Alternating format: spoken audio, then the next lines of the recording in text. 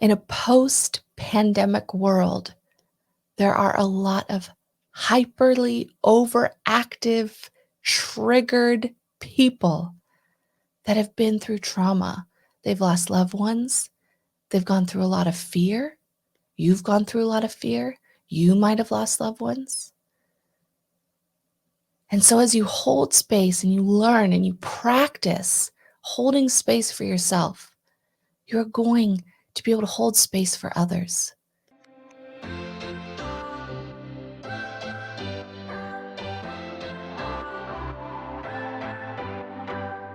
What's your story? Hello. Today we are talking about a topic that I am very excited about, and it is holding space and being kind to yourself. Wow. This is something I don't think we do enough. And also, I think it's something that has gotten a lot of this, like a lot of just bad rap around that whole like, oh, holding space and oh, it's so frou frou, girly, um, terminology they use in therapy, whatever, whatever it is. So I want you to clear your mind and put down any judgments that you might have around this topic. So come to it with an open mind because chances are you just might take away some really good, applicable things that you can do that are going to help you. And I really believe are going to change your life. So, I could have also titled this, and I might just also title this the the top 12 ways to be kind to yourself and to change your life today. So, whichever one resonates with you more, we can go with that. But we're going to talk about holding space, the definition of that, what that actually means, how that plays out, and how you can do that today for yourself and for others. And then we're going to talk about being kind to yourself and the top 12 ways that I believe are super, super helpful to be kind to yourself and can actually change your life. Can have you live longer, have you age slower, all those good things. So let's get into it. All right. I looked up the definition of holding space because we all kind of have, like I said, our preconceived notions and judgments on what that can mean. But I wanted to have a more clinical approach to the terminology of holding space. So here is what a quick Google search found me. The definition of holding space means giving support that is free of judgment. This is really important. This is really important for you to do.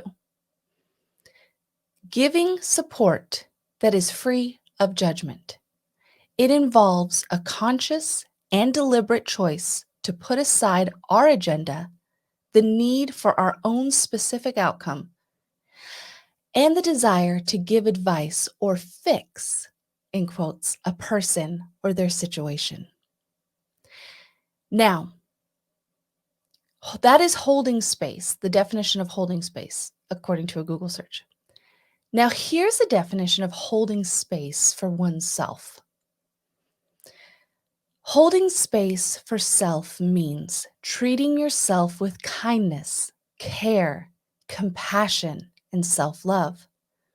When you hold space for yourself, you give yourself a place to check in, self care, or self regulate. It invites self awareness and creates space for you to reflect and understand yourself.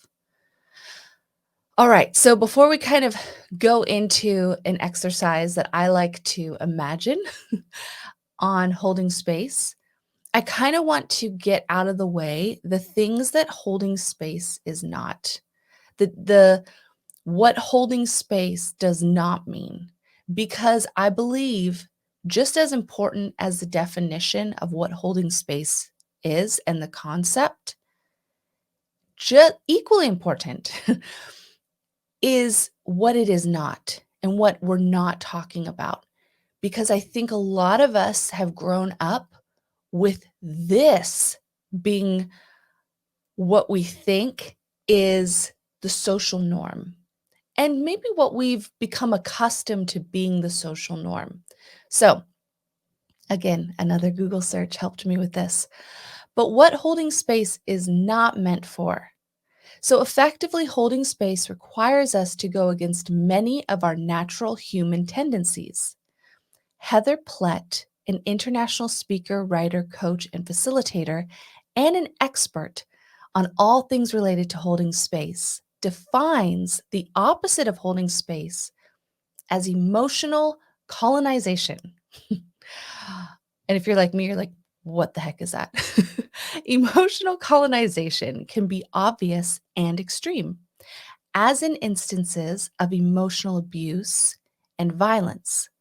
But it can also manifest in subtle and often subconscious ways.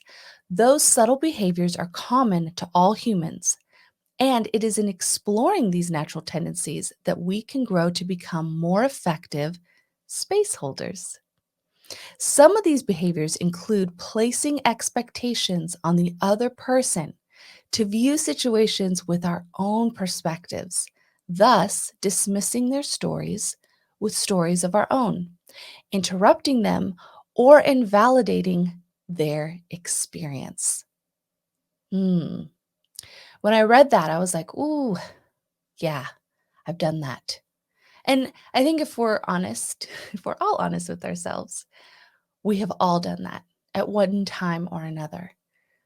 Tried to normalize or dismiss someone's story by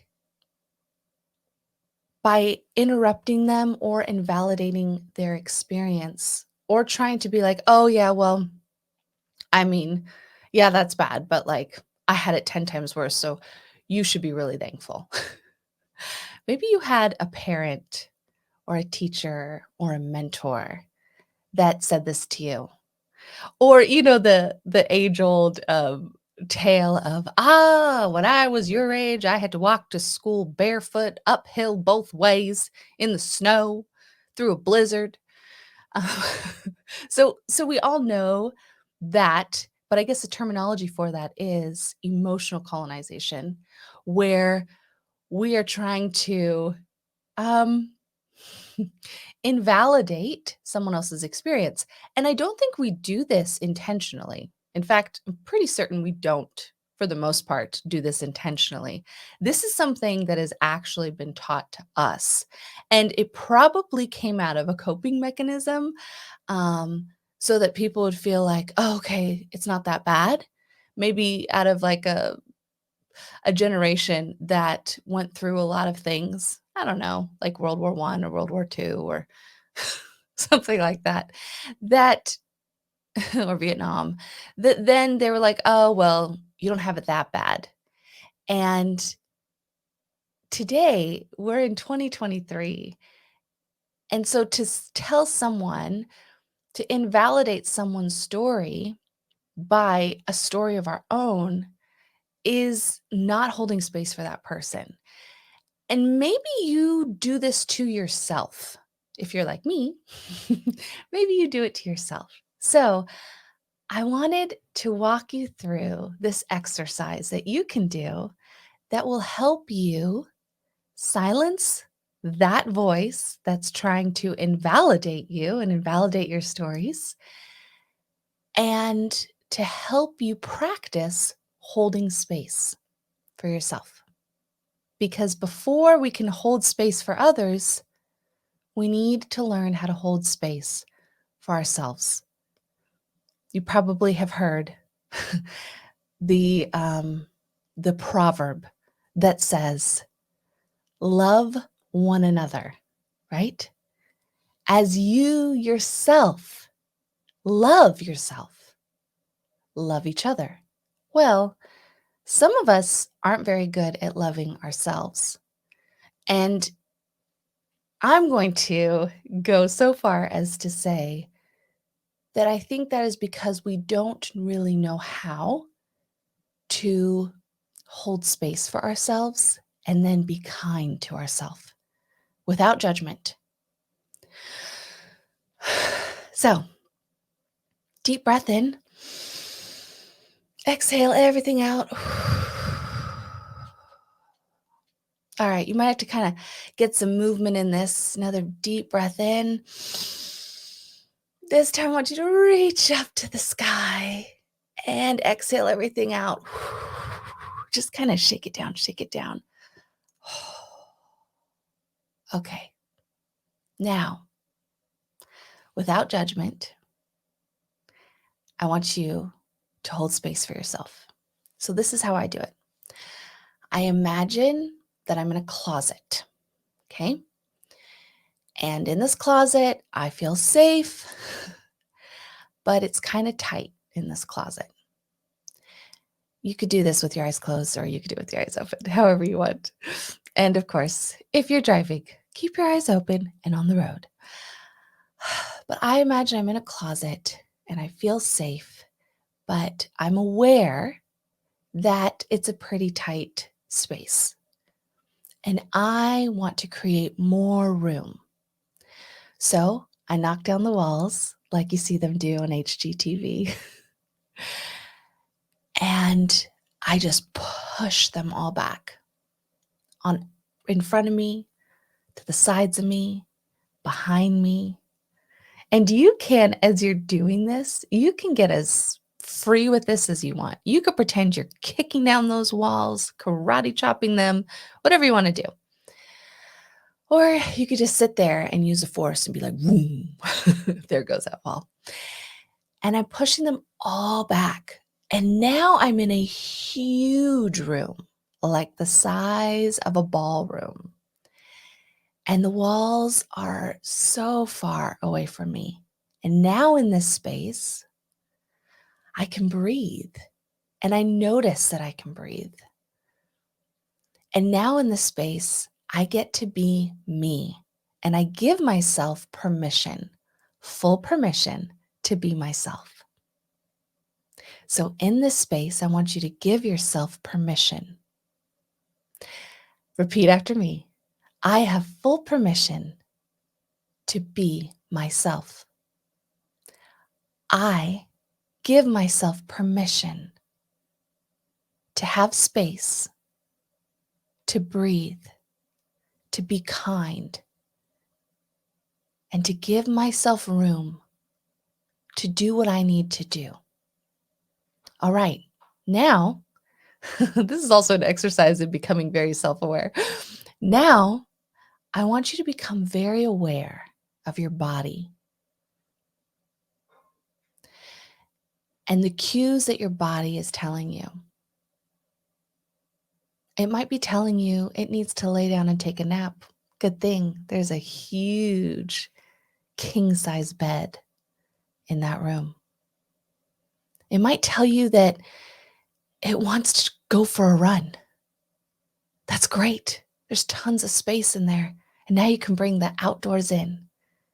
All around, nature is there. Whatever you love, an ocean, the mountains. Maybe it's saying you need to eat. Maybe your body's saying that it's just tired. Maybe your brain's been working overtime. You might need to take a minute or 2 or 10 in this space without judgment and thank your body for all that it has been going through, all that it's taken you through, all that you've put it through. You might even need to apologize to yourself, to your body, to your heart for what you've allowed it to go through. And it's going to be completely normal to, in this space, in this big, beautiful, open space, for you to recognize you might not have the best boundaries. You don't know how to say no. You keep forgetting to eat or drink water or just breathe. So come back from this space. Now you are here in your car or on the couch or wherever. And you can still be fully present and still be very aware to give yourself space. So this is a great exercise to use on a daily basis. And you can incorporate this with your time of prayer, meditation, but this is so helpful to start your day with reminding yourself that you are going to give yourself space. And see, what starts to happen is as you have more space, you have all this space. You can climb a mountain, you can go in the ocean, you could take a nap, you can work on that creative project. As you have space for yourself without judgment, and anything that your body is feeling and sensation that you are very aware of, and you are not casting judgment on, it's going to make it so much easier to hold space for others. In a post-pandemic world, there are a lot of hyperly overactive, triggered people that have been through trauma. They've lost loved ones. They've gone through a lot of fear. You've gone through a lot of fear. You might have lost loved ones. And so as you hold space and you learn and you practice holding space for yourself, you're going to be able to hold space for others. And it doesn't mean that it encroaches upon the space you hold for yourself. You get to hold more space because there is an infinite amount of space. So keep breathing and holding space for yourself and for others. So that was a part on holding space. Now I want to jump into being kind to yourself. All right. So these are my top 12 ways to be kind to yourself and to change your life forever. To change your life for the good forever and to live longer. Yep, I said it. Dare I say it? Even though all of these things are backed by science, I am not going to state all the listings and dates and scientific research that has been done, but you are welcome to do that. And Google really is your friend when it comes to that. Although I do mention it on a couple of these. And also, I want to say, I am not a doctor, a therapist, a clinician of any kind.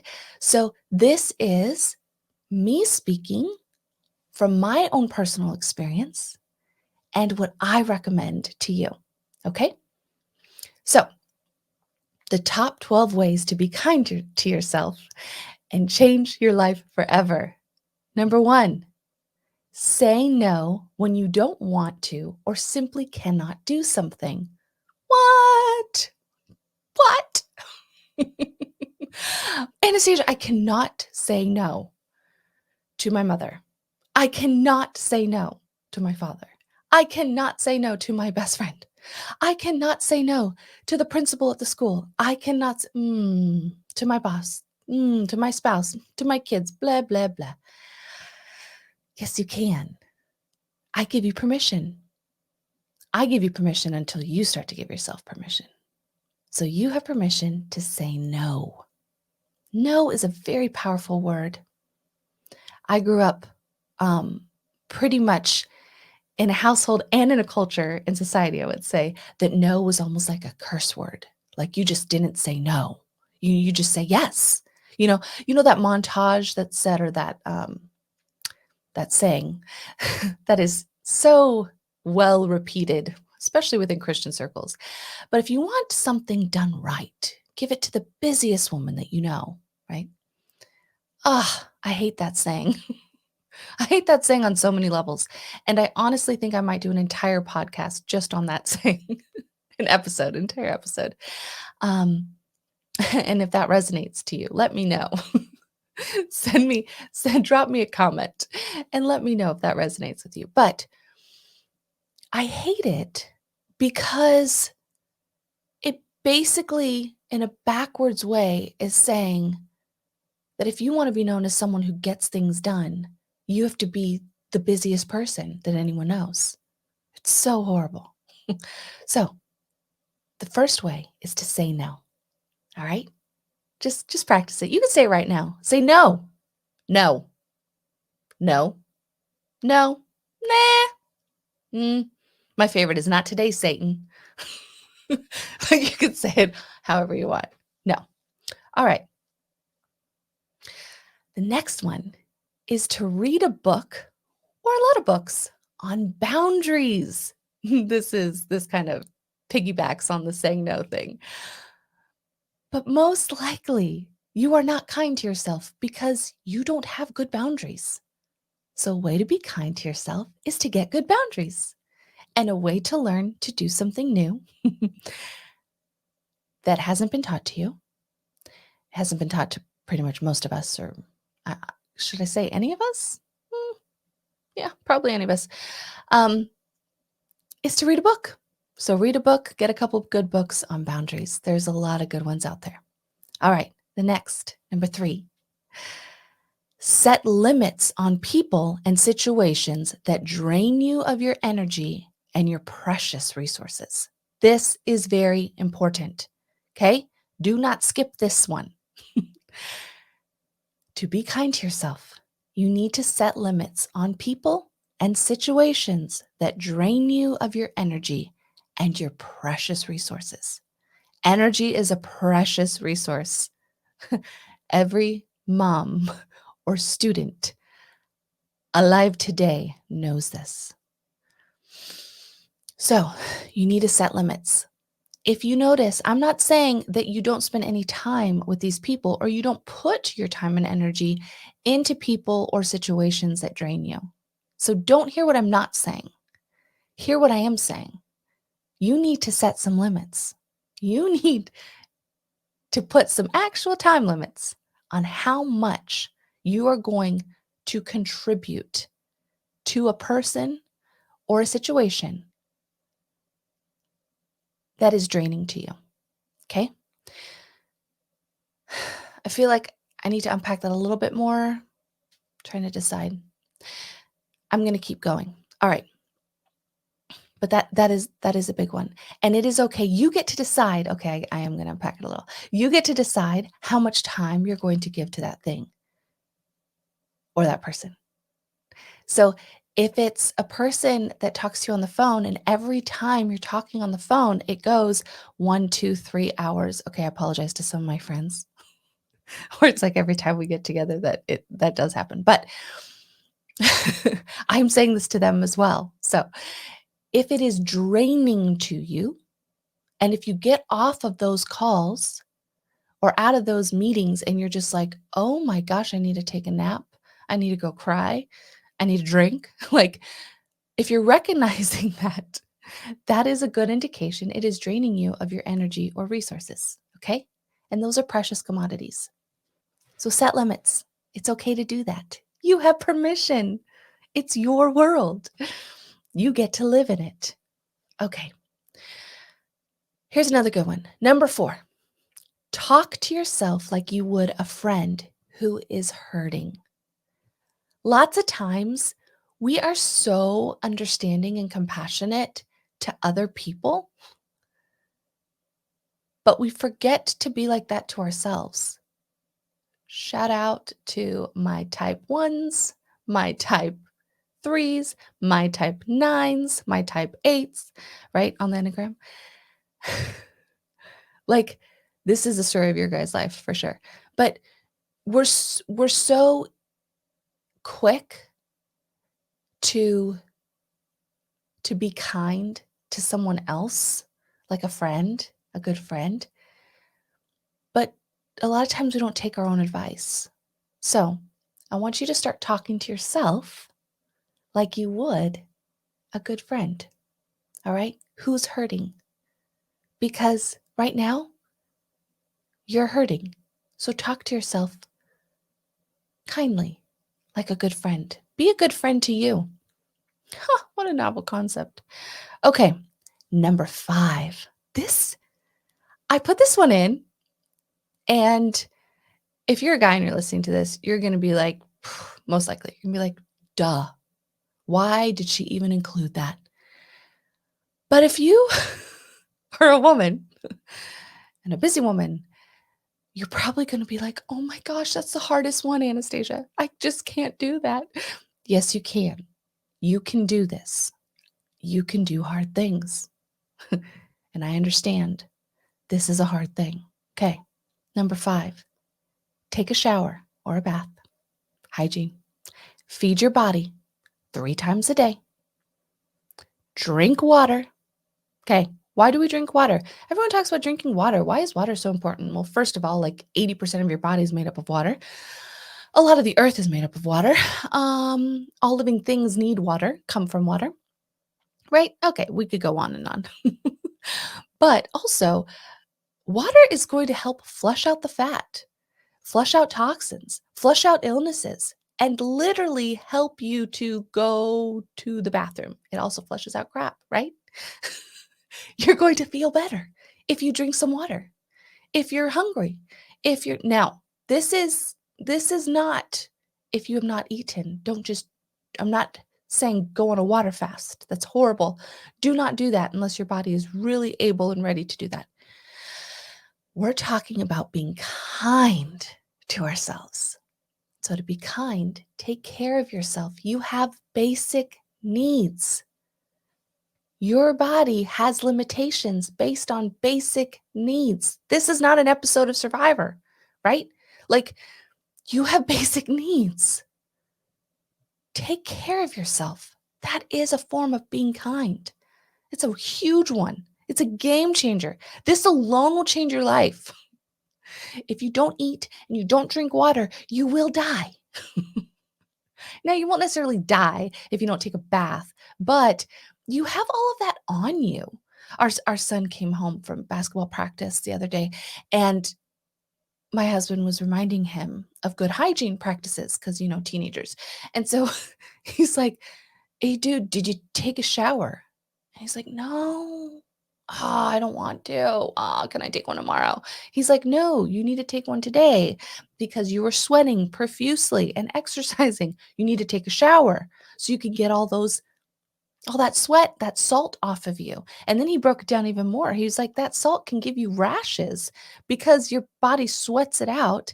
And then it can become abrasive against clothing and such. And then you can get a rash from it. You can get heat rashes. You like, dude, take a shower. And then he was like, oh, okay. All right. So take a shower. Anastasia said so. I gave you permission. Those of you that you're like, but I have a nursing baby and I have a 2-year-old at home and I have even more, honey, take a shower. For the love, take a shower. Bring your baby, put him in the bouncer and whatever. Let them play with toys. They can be in the bathroom. You get in the shower. Clean yourself. Okay? All right. Next, number 6. This is a good one. Do less. That's it. Do less.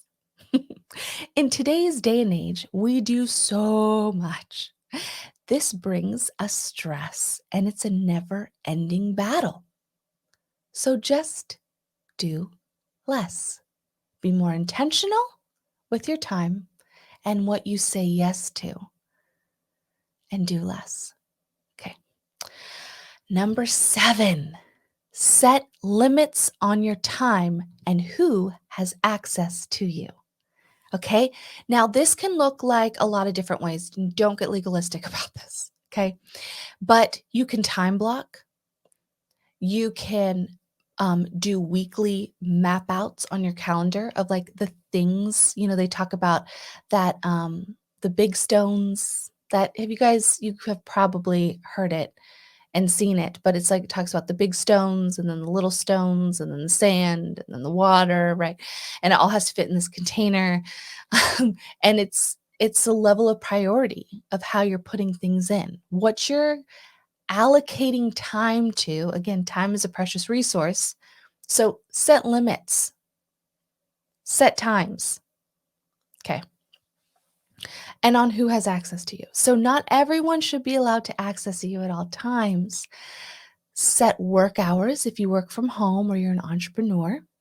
If you go into work, your work stays at the office or the airplane or the whatever it is. Your work stays there. When you enter the threshold of your door, you could think about it. You could listen to a podcast, you could whatever. You could think about work as you're driving. You could even have work calls on your way home. But as soon as you hit that door frame, you shake yourself off, dust yourself off, and work stays there. Who enters in is you, fully you, because you deserve that. And this is a part of being kind to yourself, okay? All right. I think I harped on that one a little bit. Also, no one gets the right to have untethered access to you. Just because you have a cell phone and an iPad and a tablet and a computer and email and social media and blah, blah, blah, blah, blah, everything imaginable, doesn't give anyone the right to have untethered access to you. I'm even going to say, including spouse and kids. There's just times where it's okay to just say, I'm not saying like disappear, but it's okay to say, you know what? I'm just going to have some like time to myself and I'm going to turn off my phone. And that's okay. All right.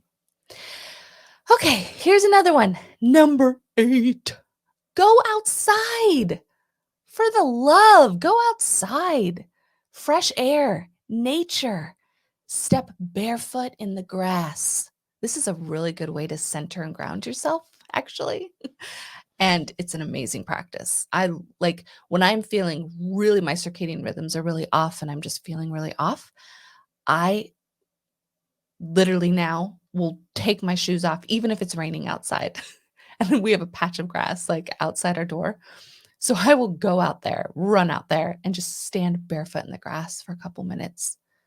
Oh my goodness. It quickly will just ground you, center you, refocus you. So it's really helpful. So there you go. There was a fun little added tidbit. From dust you came, to dust you shall return, right? All right. Also, go on a walk or a hike or ride a bike or run. And stop and smell the flowers. So, yes, go outside. Do the things outside each day. Move your body, but do something outside. Even if you just stand for 5 minutes barefoot in the grass and breathe. Ooh, that's good. Okay. Number 9, pray. What? Anastasia, how is that me being kind to myself? How is that?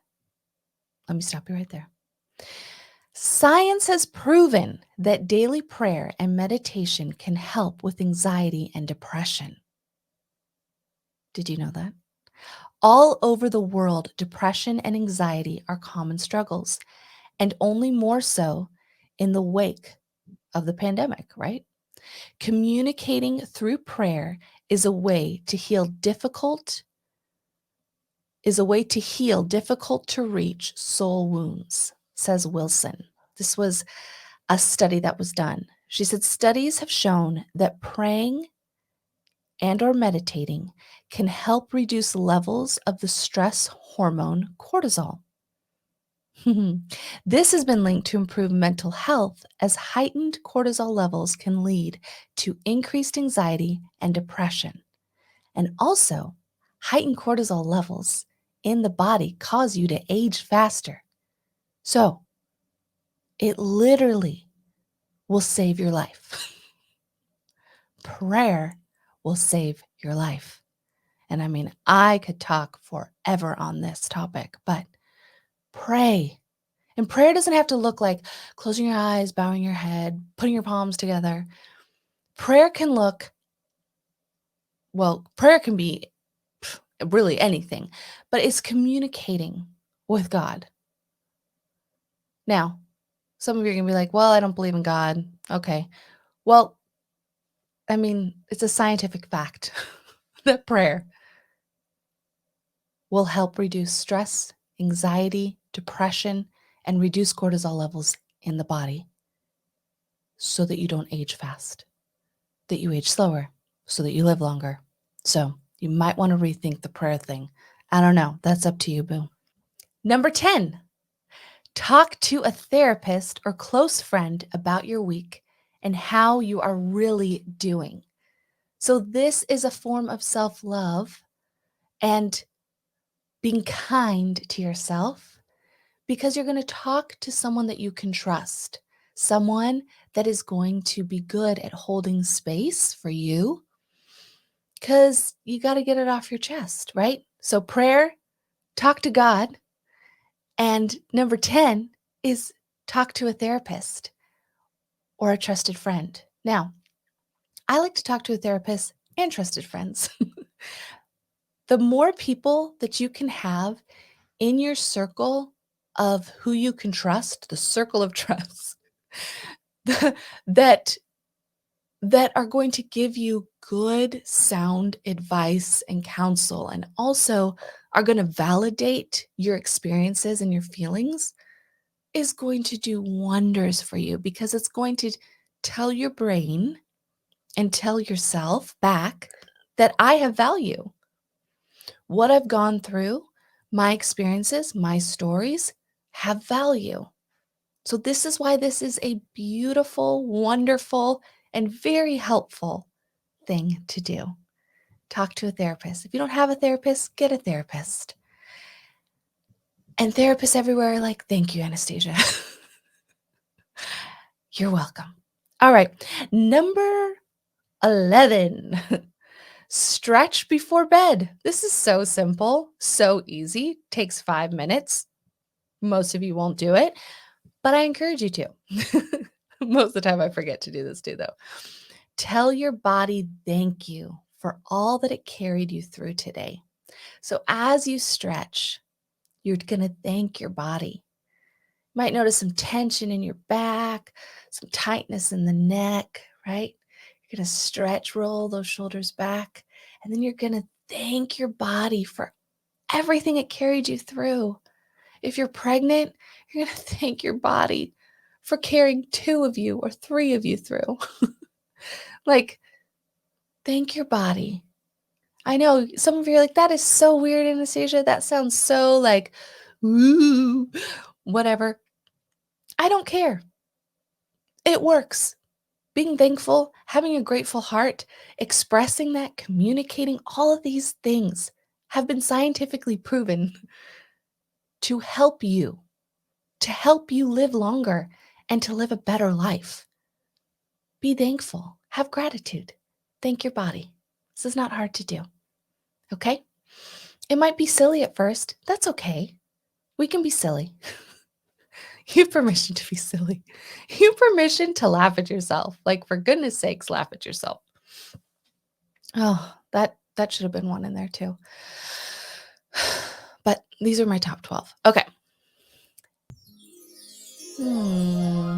There we go. Number 12. 10 plus 2 is 12. All right, number 12. And this one is like the best one, because this one has been proven scientifically. They all have. But to have you live longer and feel better, drink tea or hot water in place of 1 of your cups of coffee. Huh? Okay. The reason that this is so good and helpful and beneficial is because caffeine especially without food, has been proven to spike cortisol levels in the body. And as we know about cortisol, it makes you age faster. Nobody wants to age faster. Cortisol is what your body raises to get you out of like bad situations. It was part of the whole like free fight, flight, and freeze, right? Um, so you don't want to have elevated levels of cortisol pumping through your veins. And caffeine can do that. Coffee can do that. So drinking tea or hot water, we have a friend who's visiting with us, and he actually drinks hot water in place of tea or coffee. And it's just your body doesn't have to do as much work if you're drinking hot water. And your body needs the water and it's warming. So, lots of benefits to that. And also, it's not going to spike your cortisol levels and make you age fast, because we all want that secret to young skin, life, vibrant life. So, there you go. Those are my top 12 self-love, self-care. No, not self-love, not self-care. Those are my top 12 ways to be kind to yourself. That's what I was trying to say. To be kind to yourself. And also to help you live longer. And just live a better life in general. All right.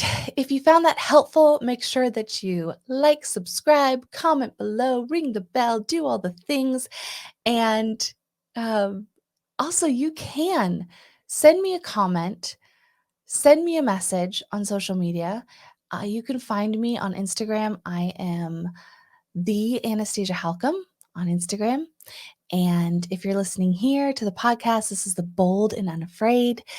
And if you're watching on YouTube, this is Anastasia Media under the Bold and Unafraid, and you can comment below. I would love to hear if this was helpful, if you had one of those things or two of those things that you were like, that was a game changer for me. Implement it in your life and let me know if this helped you, because I want to help you.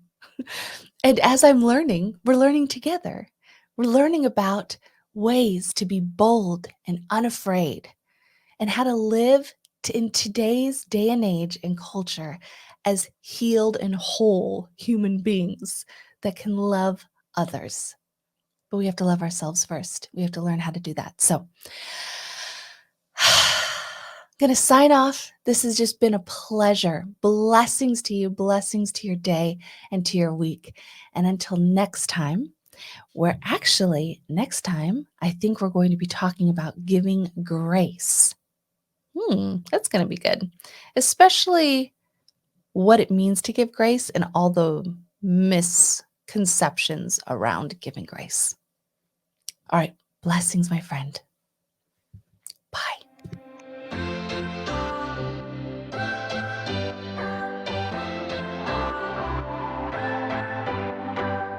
What's your story?